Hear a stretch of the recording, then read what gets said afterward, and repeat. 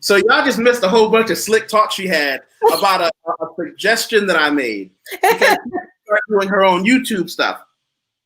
And I said, just do this no matter what you do. I want you to wear the jacket. And she said, why do I need to wear the jacket? I said, because to laymen, to regular people, the jacket is authoritative. She's like, blah, blah, blah. I don't think I should have to wear a jacket. You don't have to wear a jacket. But for anybody who's been watching for any length of time, you know I'm big on something. Matter of fact, hold on. Before I even have to go into why you're wrong, before I explain to you why you're wrong, tell them who you are. And I found a picture of you in your jacket that displays authority. Tell them who you are. My name is Temperance Taylor. I'm a nurse practitioner, the owner of Lotus Noir Health, which is a new telemedicine clinic online.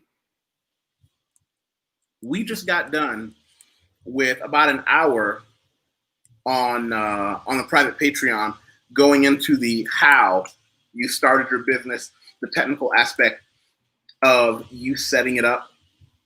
And matter of fact, let me do this. I'm going to show everybody your main website so that they can go there as well. Let's see. I'm going to actually put here. I'm going to say, go look at your site.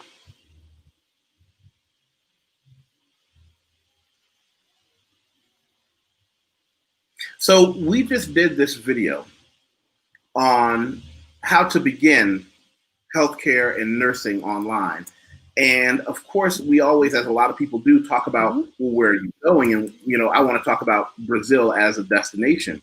But one of the things that we have to look at is, well, how you got there and all that other good stuff. So what I want people to do is, if they want that story on how you set up everything technically, about why your website has the website name it does, how you own your website, how you built it up professionally, that's something I want them to go into the more technical, kind of boring thing that I do on Patreon.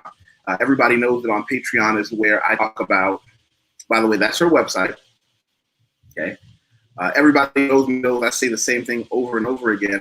Patreon is where I do a lot of the more boring stuff, a lot of the stuff about technical aspects of how, why, how do you set this up? How do you get that certification?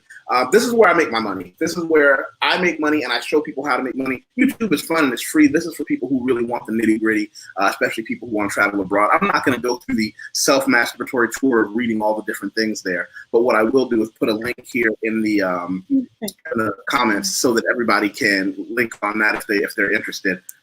More on Patreon. And that's where I want them to really look at the technical how-to. But if we just get into the nitty-gritty of you're starting to take your online business and you want to explore more of the YouTube and Facebook thing, making these videos, which I think everybody needs, because for the record, she talks about sexual health. That's what she does. And a lot of people need that. I just think you should wear the white jacket, because it's not a matter of who wears the jacket and where they're from. The white jacket is a uniform. The white jacket is something that people look at and say, oh, you must be important. It works that way. That's literally what people see.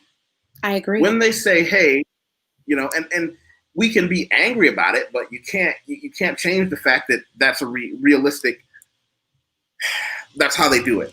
Yeah, it's true. I would love to change that. One of the things that I'm trying to do is put people's health back in their hands, so people can take control of their own health. You don't have to rely on what someone else knows in order to take good care of your health. You also don't have to go to school for 17 years like I did, or, you know, over the course of 17 years. You don't have to have the knowledge that I have, but taking more responsibility for your health care. But I do understand, and I've seen it in practice, that, you know, if I wear my white jacket, I get one response, and if I don't, I get another response. So I do understand it, and I'm not opposed to it. I don't often wear my my white jacket because I think it makes me more personable. And I want people to feel that I'm approachable. but I get it. Even if you take it off, when you walk in with the jacket on, it means something. But let's do this, because you are talking about taking your healthcare practitioner business, and right now you're in Rhode Island, right? Yeah. And you're doing everything off your laptop, correct? Yeah. And how long do we say, and how many months until you'll be free to hit the road? September 30th of 2021 is my deadline. Now, you told me earlier you were on the you were on your Pimsleur hustle. Yeah.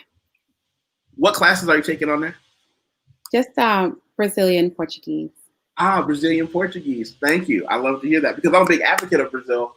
And I want to tell you where I think I and the Black expats in Brazil and the wider Brazilian people, I think there are two sides of one coin that you can really make a lot of. Matter of fact, I did a video, just to go back on your Pimsleur. I did a video called "Hustling Portuguese Backwards" about how Pimsleur is a great tool to use. You know, it's a short video, and it just talks about how I use that. It changes everything. The ability to speak changes everything, because Pimsleur doesn't teach you reading and they don't teach you writing. They teach you how in less than 3 months you could actually have a conversation with somebody, and that's studying about an hour a day. You know, that's a big deal. Yeah. I've come pretty far this week, I think. And you know, the one aspect that they don't talk about on Pimsleur, but is very much there for me, is having the more you learn how to speak it, the more confident you are, and you want to continue going forward because you're learning so quickly. Yeah. You know, brother Coach Joey Jones had a quick question for you. Mm-hmm. He said, do you have to have a nursing degree to do this business? And much respect to nurses for their service. So I'm going to actually expand this question. Do you have to have a nursing degree? And if you're someone without a nursing degree, how can you tap into the world of nurses as an expat or somebody living off their lifestyle to live in the American economy but living abroad? I can only speak. So I am a family nurse practitioner. It took me a very long time to finish my education. However, it is about, I want to say it's about 6 to 8 years of education to become a nurse practitioner. Yes, you do need to have a degree.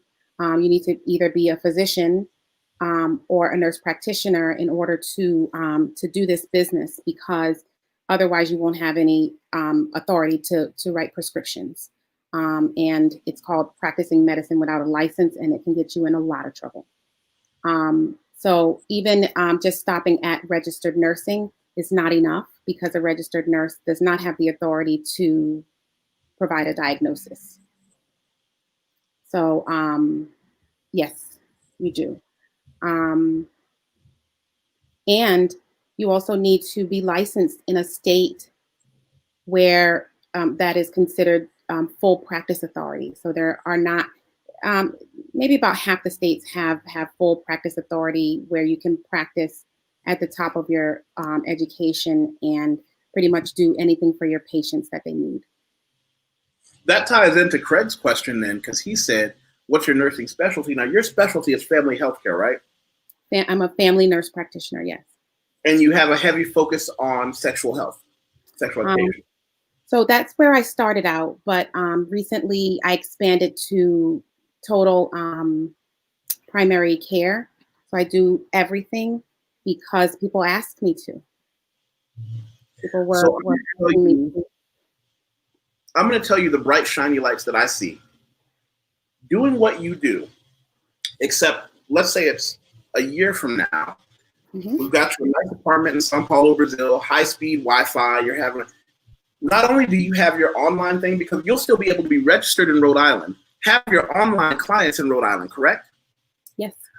I can safely say to you, there's a group of expats who would be throwing money at you to have access to a Black, qualified healthcare practitioner whose first language is English while they're abroad. Do you understand that you would have to dodge money? You would have to ask for days off. I personally can introduce you to circles of people who would just say, wait a minute, I have a family out here. I have a child out here. You're a certified nurse practitioner who deals with families. And when my kid has a cough, I can just call you. I personally know in other cities, there are doctors who literally have the old-fashioned leather doctor bag and they just make house calls. So and the only issue with that is that I am only licensed in the United States. So I would have to get licensed in other countries in order to practice there and be able to write prescriptions. Okay. It's possible, it's doable. It might even be a short course, because the one thing that I think that is my biggest advantage with expatriating is that I have a master's degree from the United States. That is one of the most powerful things that you can do. So watch this. Let's say you're in Brazil, and I have a friend who, I don't know, blah, blah, blah, needs to talk to a doctor, but they'd like to talk to an American doctor. He's in Sao Paulo and you're in Sao Paulo, but you meet online. Mm-hmm. Does that meet your qualifications? Yes, I can meet him online, but I still cannot, if I see that he has a sinus infection and he needs antibiotics, I cannot write a prescription for him. You would have to tell him, this is what you need to tell them you need. Yes. And if it's a country where you can just walk into the pharmacy and get what you need, then that's fine. That's a powerful But most tool. countries are not that way. So you can do well, wait a minute. So you could even go to his house, do the analysis, and say, here's what you need to tell them you need. Yeah.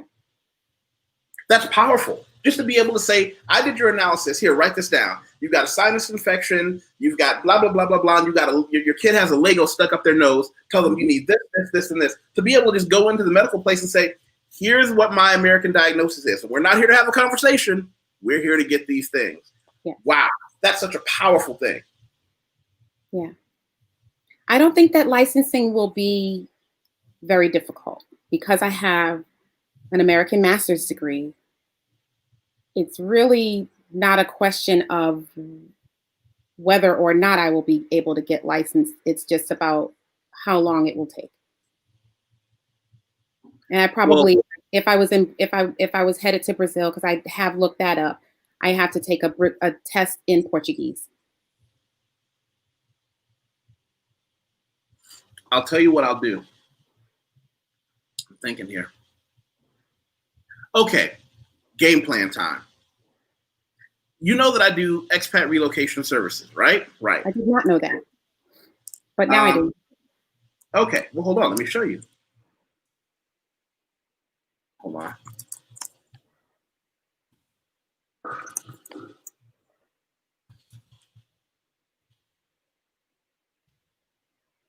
I'm going to put this on the screen.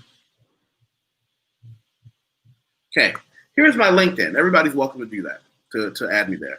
Now, if you go down here, this is what I do. I help people with visas, residency permits, processing their social security numbers, all that fun paperwork, sarcasm alert, that fun paperwork that people need to do if they want to be in Brazil, be it to have a year, a month, or even just a holiday. These are still things a lot of people will still need. They just may not know it until they get here. Then they have to spend 2 or 3 days trying to get through this stuff. That's what I do. But here's one of the things that I might be able to facilitate. Brazilian Portuguese language training. What you're going to need is training specific for that test. I bet I could have my staff find a couple of those old tests and we could specifically hire them. You could specifically go to my company and I can have them learn that test and go over that test with you. It won't be fun. But well, if we can get your Portuguese up to that level, yeah, they can teach the exam. And I was going to mention that Pimsleur, the app that they have now does include reading. They have flashcards. They have, I don't know, other different things. But yeah, there is reading available on there now. Good to know, Joya. He said his mom retired and had her own agency, just like you, the entrepreneurial hustle. Yep. Yeah. I used to be a travel nurse. I made a lot of money. Yeah, I made it a point to put travel nursing in the hashtags too, so people find it there. Yeah. So now we've got someone for whom coming here, doing it online, the only thing you can't do is write a prescription, but to still be able to go to somebody's house and say, yeah, there's a Lego stuck up. And I always use that example because I have a friend whose child got a Lego stuck up his nose. To this day, the doctor said it should not have been possible to, the little 1/4 size, 25% size. He said it should not have been possible to get that in an adult's nose, much less a child's. They thought honestly the kid had some kind of a tumor in his head because they x-rayed him and they found something in there, and they were like, it got real serious. So the doctors, they had to really get in there, and they pulled it out. They were like, how could this? And the kid was like, I don't know. And they're like, how could you not know a hard piece of plastic? Because there's only one way up there. It's not like it came down from your brain. And he was like, kids love to shove stuff up their noses. Yeah. But it doesn't feel good. It's not fun. It's not fun to shove something up there. It's an orifice, and you don't know what's at the other end of it. So you just stick stuff in there. Yeah, but it hurts. That's the thing. It hurts. Well, I mean, it depends on how much snot you have. I don't know. Let's not go down this path. Thank you, Roxana. There's a reason I don't have kids. Roxana Bangura, always amazing. Thank you so much. Make sure you guys go to her channel as well, the Bangura Chronicles. She and her daughter are living in Mexico, and they have a life there. I believe they should both be fluent in and I will always be specific to a lot of people don't know. I'll say Mexican Spanish because there's Colombian Spanish, there's Cuban Spanish. A lot of people don't know that. I want to be clear about something, and as I put this on the board right now, I want to share her website, her YouTube channel, right? 2, I'm going to put this link here. She's at 894 subscribers, okay? Mm-hmm. I need to make sure by the end of this video, she's at 900. Okay. Because here's what I want you to do. I don't want anybody to subscribe to her channel thinking that I'm going to be there forever. Here's what I want you to do. Give her a chance. See, that's the good thing about the internet. Everybody deserves a chance. And subscribe for a month. If you don't like what she does, fine, unsubscribe. But give her the chance. Give her the same chance you gave me. You don't lose anything. I want to see her. I want to see her at 900 before the end of this podcast, YouTube video, however you're listening to it. She's putting in the work. She's done it, and she's been there, and she talks to amazing people. She's someone I'm really glad to be a friend with. By the way, look at this one. A chat with hold on. Let me show you this video she did. I want everybody to specifically watch this one with Kiara Karima, who's another friend of mine. They had a good time talking about languages and a bunch of other stuff. They had some technical difficulties in the beginning, but we're not going to talk about that. So hold on, I'm going to put that in here too. Boom, boom, boom. All right, people. Go there too. Brother BK from the Rockies. Like, share, comment. That's how this channel gets to have so many amazing people and so many amazing things. Liking, sharing, and commenting and hitting subscribe, those are things that take a few seconds, but they make a huge difference because we get to meet so many amazing people. Here on my channel, we talk about 3 things. We talk about money because money is my favorite subject. Money is my favorite thing ever. Money is a great slave. I talk about social issues, which intersects in some of what we're dealing with now, and I'll talk about world travel. Not just my life in Brazil, but my friends who live in other places. There's a registered nurse who wants to travel and work. Can you advise her? Now, here's another thing we need to talk about. Absolutely, Roxana. That is one part of what I do is mentoring, tutoring. If she needs help, send her to me, and I will help her. So, okay, I don't want to be that guy, right? But you're at the point where you're about to get a lot of exposure. Are you set up as a subject matter expert? Not just yet. Because what I don't know how to do that. What I don't want to have happen, okay? I don't want you to be in a situation where now everybody's coming to you expecting the same level of help and service. And I don't want you doing all this work for free. I'm saying it, okay? I'm saying we need to put you in a situation where that's part of your business plan. Okay, we need to put you in a situation where when you're bringing people on to mentor them, you are compensated for it because you've put in a lot of work for it. Yeah, I don't know. I have a lot of, well, I have trouble charging for my mentoring services because my mentoring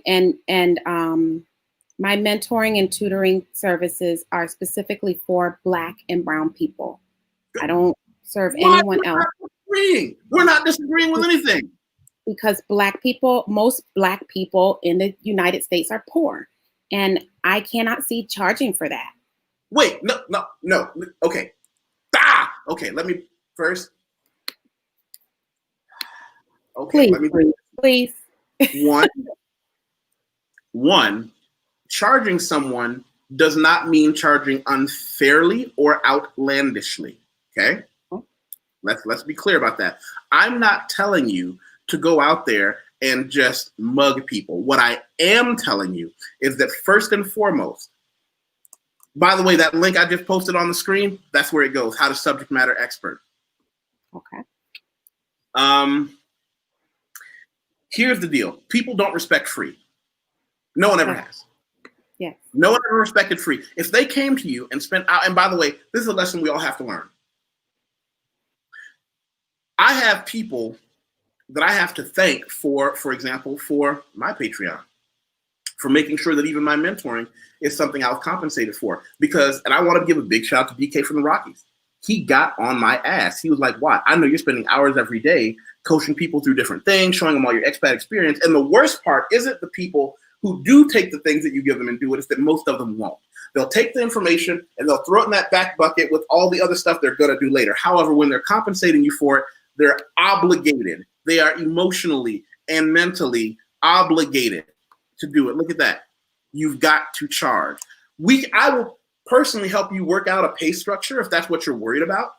But you've put in how many hours of blood, sweat, tears, pain, sacrificing other things you would have liked, times you could have been with the family at the cookout, but you were studying. Yeah, I don't think it can be counted in hours. You know? And those things have value. And again, we're talking about problems with Black people. We don't recognize our own value. Your value is immense. Your value is immense. What you do, the scale and the education level at which you do it, not common. Look at this. Get a consultancy counselor. You can use that as a charging mechanism. There are plenty of online calories that you have paying mechanism. Your knowledge and skill set cost you. So in turn, you need to be compensated. Yes. We will help you with that. That's not the issue. The issue is you first have to accept you're awesome. If I'm sharing this awesomeness with people who are going to use this awesomeness to make money, why shouldn't you?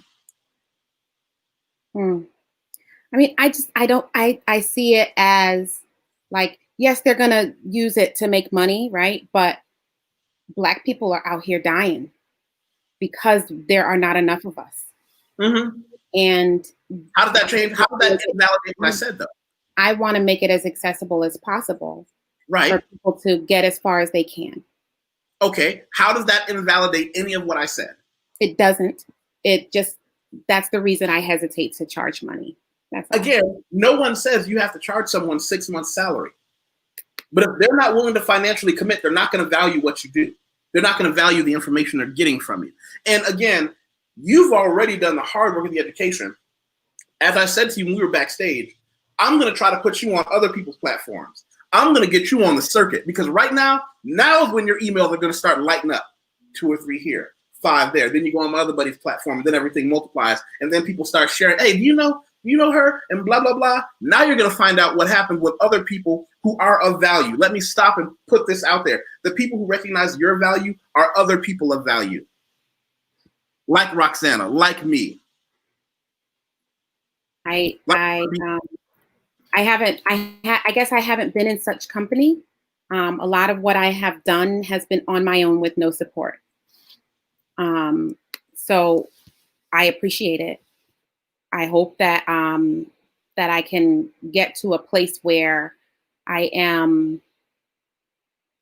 can charge and not feel guilty. But I still feel that way about my regular patients. I'm like, are you serious? You want to pay me to do this? Because I love doing this. This is wonderful. Thank you. I appreciate the money. You didn't have to pay me, you know?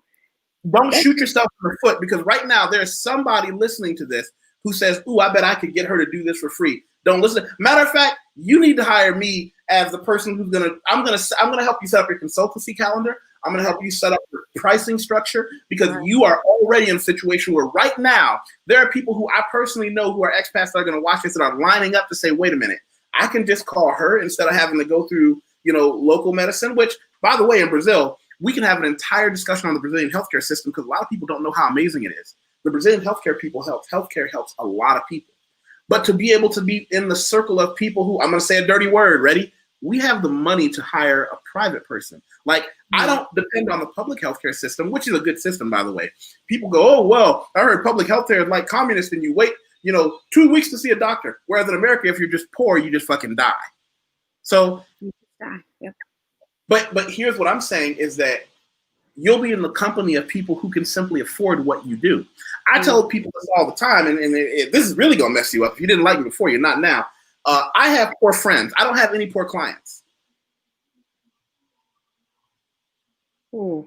I have poor friends. I don't have poor clients. My clients recognize the value in what I do and pay me top of the scale for the things that I offer. Okay. It makes sense. It's just harsh. But watch this. You don't make money off of poor people. What I do for poor people is I give information for free the way I do on, for example, YouTube right now. Watch this. I'm going to show you something on my LinkedIn.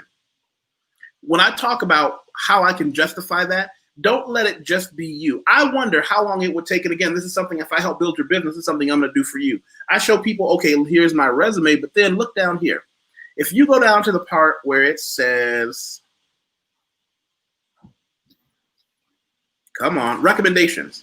These are professionals who, under their professional name and their professional company, say, YusefWateef is legit, pay him. These are people who are willing to stand up and say, I am the lead person in that company. I am the CEO. I am the CFO. I am the this. I am the that. Pay him. He's worth it. See, that tells me it's not my imagination. Yeah. Oh. This is what you need as well. And I want to help you build. I want to help you build that. Okay. I'll sign up for that. The other thing is, and a lot of people know this video that I'm going to pull up. It's a video, a very famous video. I did a video called Cost of Living Expenses in Brazil. Let me tell you how this ties into you. Let's say you decide now, dear sister Roxana said you have a servant's heart, serving your community, serving people. Watch this. What happens if you were to come to Brazil and find out, well, wait a minute. I have a skill set that allows me to earn more money than I need to live if I work the same number of hours. Now, stay with me on this one. What happens if then you say the cost of living here is such that I can live a high quality of life on a small fraction of my income?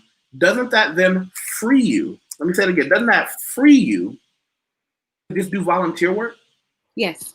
So that's the idea behind my business and making it telemedicine instead of just establishing a clinic here.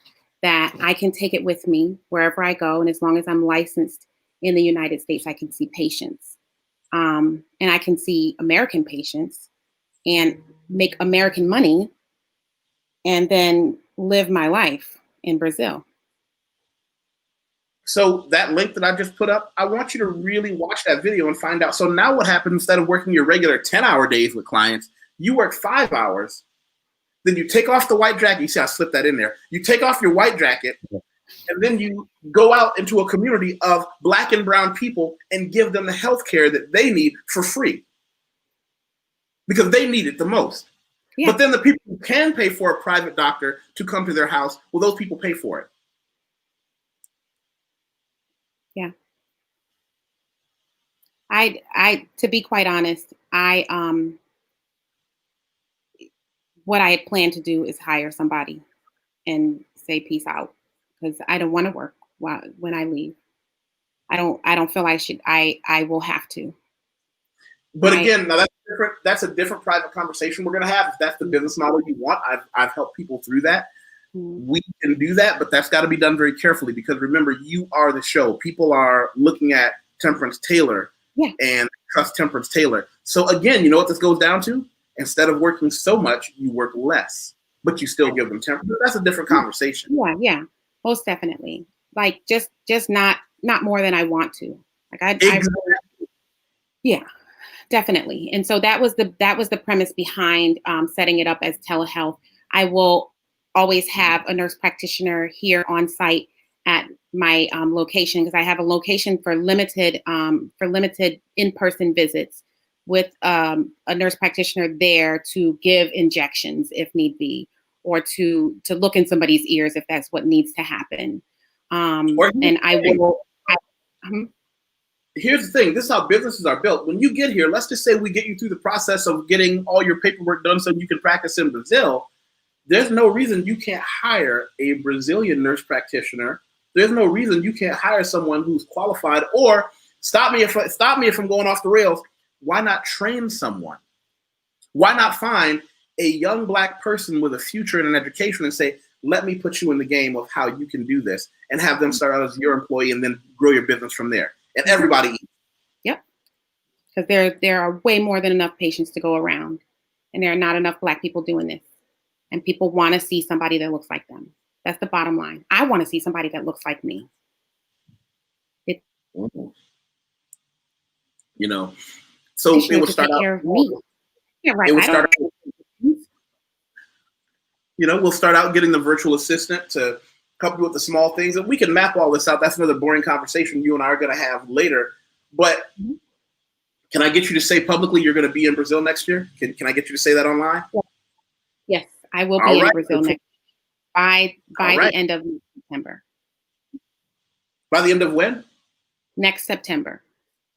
By the end of next September, you're going to be in Brazil. By that time, between Pimsleur and the contacts I'm going to make for you here, you're going to step off the airplane able to have a regular conversation with people. We're going to have that covered. 2, we're going to start your paperwork so that by the time you get here, you'll be put through my company. You'll have a lot of stuff already taken care of, and you can just hit the ground running. And what I tell people, a lot of my clients will know I'm very famous for this. I have clients that are coming to Brazil long term. And what I always tell them is my goal is for you to be able to just get here and just take that first 2 weeks and just have fun. Just screw off, go play, blah, blah, blah, because I've got all the boring paperwork to get you started done. Then after you're done having fun, we can look at the serious stuff. We'll look for your permanent housing. But be able to get off the airplane and not worry about registering my phone, registering my social security number, registering all these other things. Just being able to get off the plane, have some fun with the language, practice the things I've learned, go eat, travel here, travel there. And then when I get back, YusefWateef and his company are going to get everything going. Let's see. So I have a couple of questions for you. The first one is, why do they say, so my 2 choices were either Portugal or Brazil. And from what I see, Portugal does not have the cost of living that I need in order to work less or work not at all. And so Brazil, and Brazil has more Black people, which I love Black people. And so I want to go to Brazil, but Portugal is the safest place, and Brazil is arguably the most unsafe place, which I don't know. I don't know if that's in pockets, or like, am I going to be safe going there? Like, what do I need to know in order to be safe living in Brazil? Easy. That's an easy answer. And I'm glad you actually asked me that instead of just thinking it, because a lot of people, again, I ask folks all the time, why would you trust the same people who tell you all Black people in America are thieving, murdering bastards, and have them trust you with information on another country? So here's what it is. After I visited Ghana and saw that it is not at all what they say it is. Okay, you got a couple things we're going to unpack right quick here. One, I live in Sao Paulo, Brazil, which is one of the largest cities in the world. I think it's like I don't know, it's it's an extraordinarily large city, right? Mm-hmm. It's just like living in, I don't know, I would call it like living in Dallas. It would be like living in London. It would be like living in LA. It would be like living in New York. There are places that you simply shouldn't go.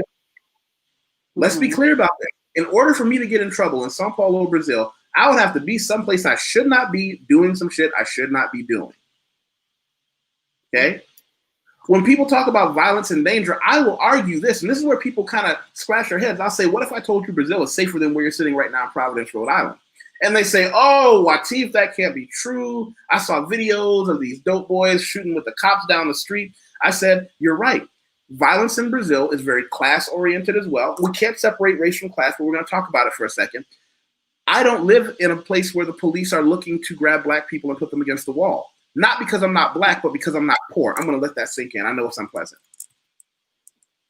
Yeah. I know it's unpleasant. You'll be living where I live, or in one of the neighborhoods where all the other black expats live, where it's not a problem.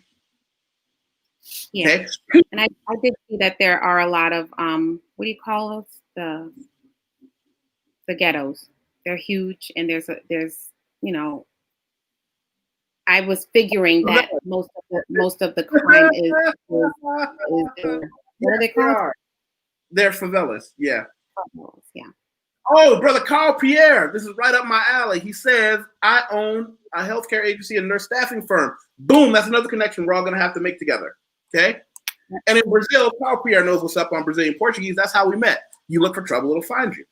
Now watch this. I'm going to put this here for everybody. It's called Brazil Violence and Danger Where You Are. I did a video on this because I want people to understand it's not as if when you come to Brazil, you're going to walk off the airplane and get shot. But here's why I tell people, I didn't get to finish.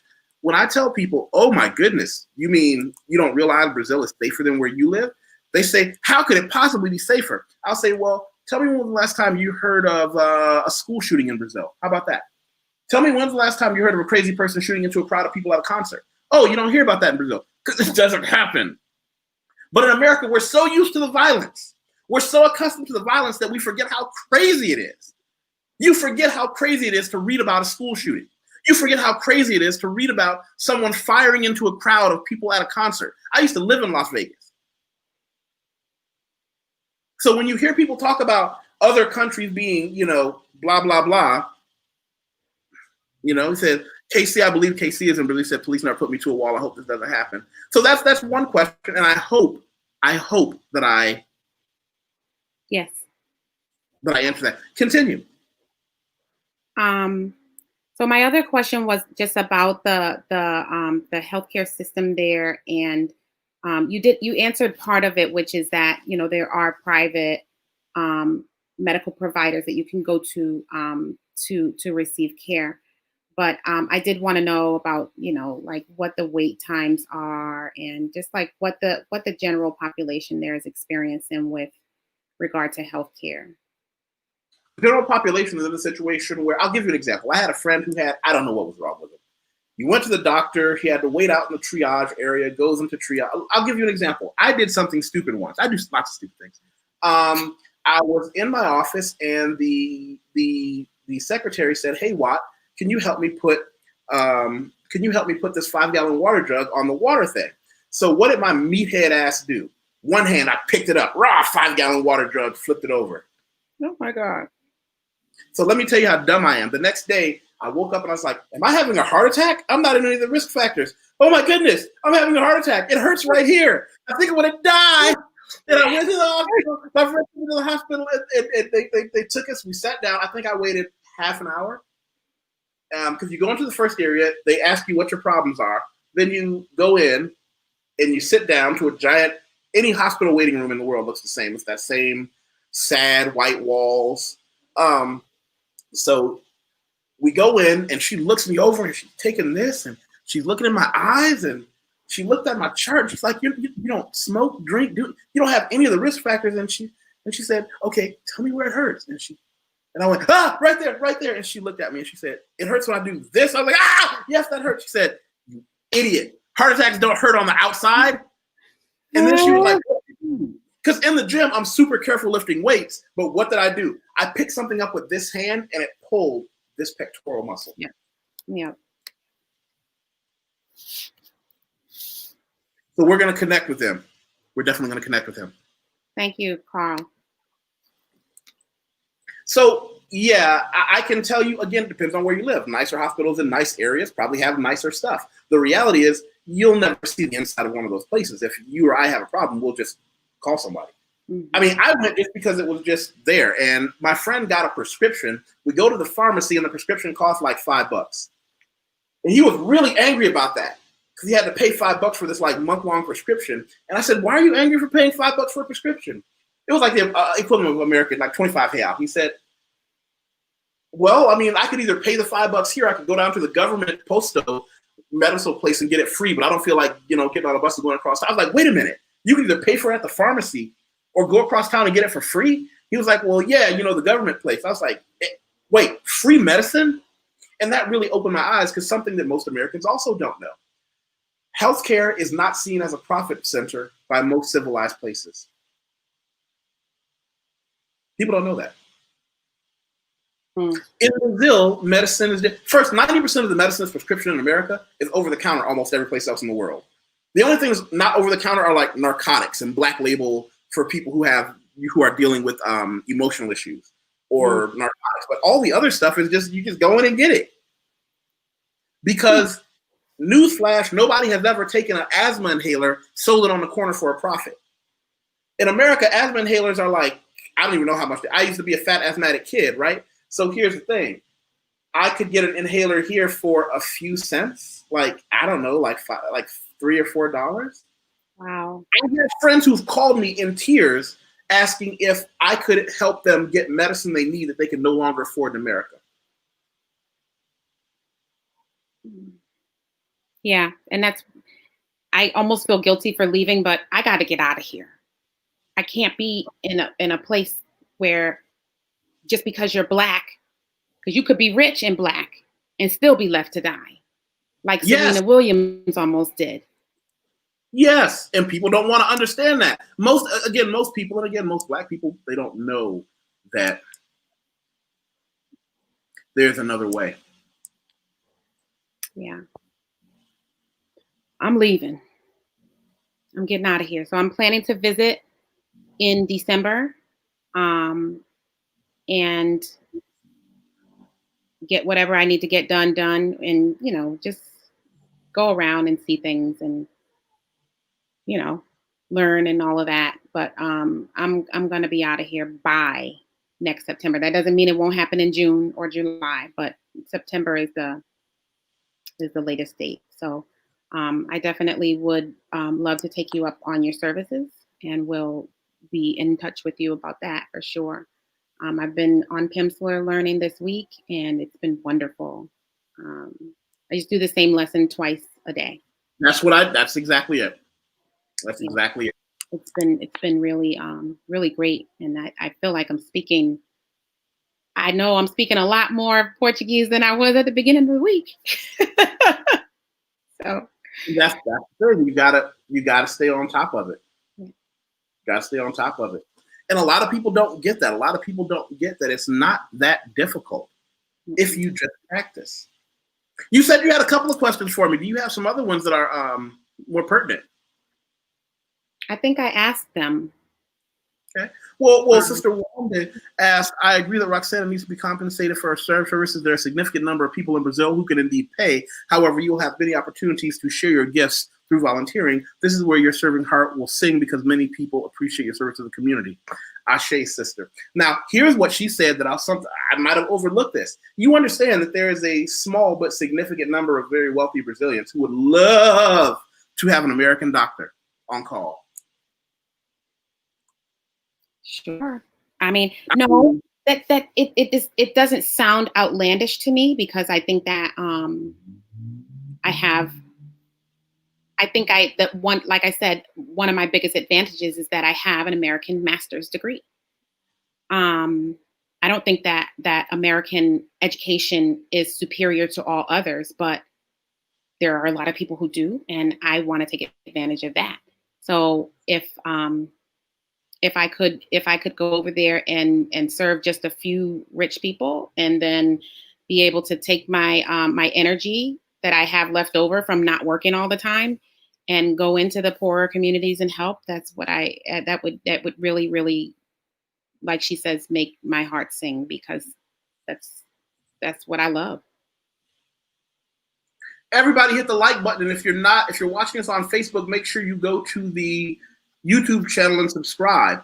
I'm going to put up her website again, the Lotus Noir Health. I want everybody to make sure that they get a chance to click on that, take a look at it, and save that in your portal in case you need telehealth from a qualified professional. This is something that I think, we've got a lot of uphill to do, but I mean, you're definitely on that path, and I appreciate it.